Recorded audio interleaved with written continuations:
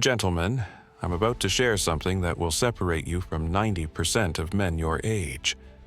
By the time I finish this video, you'll understand the 5 financial pillars that transformed me from a broke 20-something living paycheck to paycheck into someone who sleeps peacefully at night, knowing my financial future is secure. But here's the catch that nobody talks about. Most men think they can master these pillars in their 40s or 50s, and that's exactly why they fail. Let me paint you a picture of 2 different men. The first guy I'll call Jake. At 32, Jake makes decent money but can't figure out why he's always stressed about finances. He drives a car he can barely afford, lives in an apartment that eats up 60% of his income, and his idea of investing is hoping his company 401k will somehow make him rich. Then there's Marcus. Same age, similar income. But Marcus understood these 5 pillars early. He owns his home, has 6 months of expenses saved, and his investments are growing while he sleeps. The difference between them isn't luck or income. It's knowledge and execution of these fundamental principles. The first pillar that every man must master is income optimization, and this goes far beyond just getting a raise. I learned this lesson the hard way when I realized that working harder wasn't making me richer.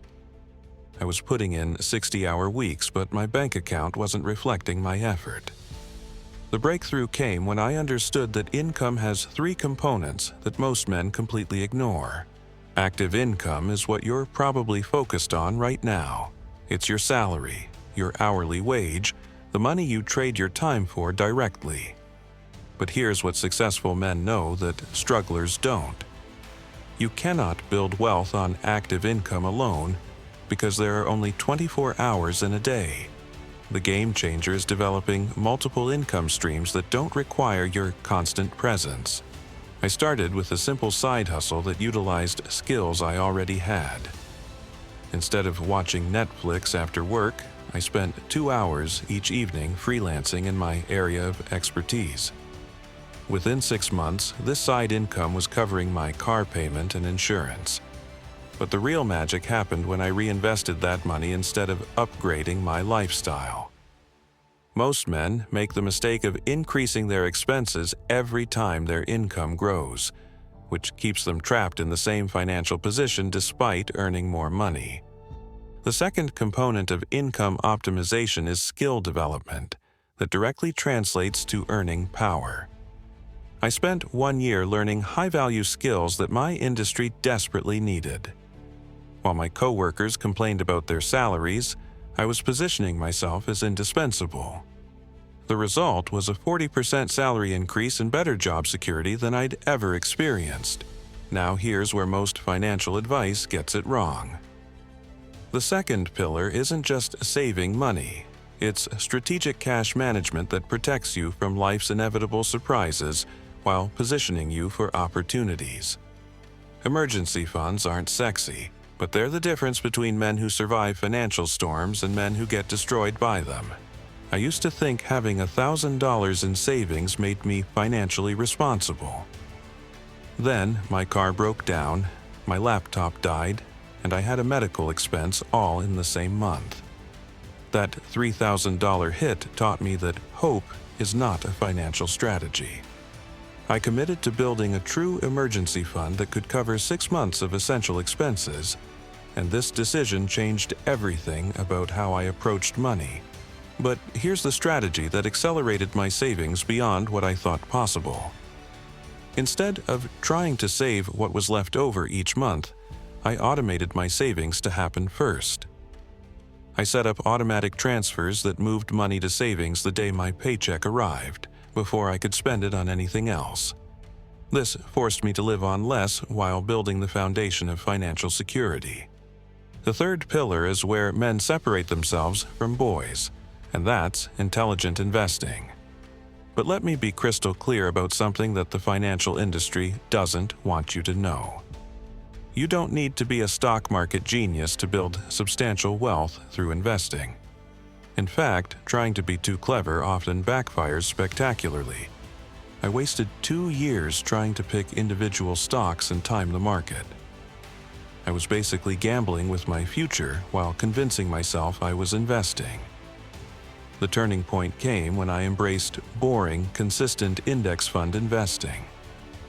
Over the past 5 years, this simple strategy has grown my investment account to more than I made in salary during my first 3 years of working. The power of compound interest becomes your best friend when you start investing in your 20s, but it's still incredibly powerful in your 30s if you commit to consistency. Every month I don't invest is a month I'm stealing from my future self. The money I invest today at 30 will have 35 years to grow before I retire. That same dollar invested at 40 only has 25 years to compound. Here's something that will blow your mind about investing psychology. The hardest part isn't choosing investments. It's not panicking when markets drop and not getting greedy when markets soar. I've learned to view market volatility as sales events rather than reasons to panic. When everyone else is selling in fear, disciplined investors are buying at discount prices. The fourth pillar is financial discipline, and this is where most men's financial dreams go to die. Discipline isn't about depriving yourself of everything enjoyable. It's about making conscious choices that align with your long-term goals rather than your immediate impulses. I had to learn the difference between being cheap and being strategic with money. Financial discipline starts with understanding the difference between wants and needs, but it goes much deeper than that. It's about delayed gratification in a world designed to make you spend impulsively. Every advertisement, every social media post, every store layout is engineered to trigger your emotions and open your wallet.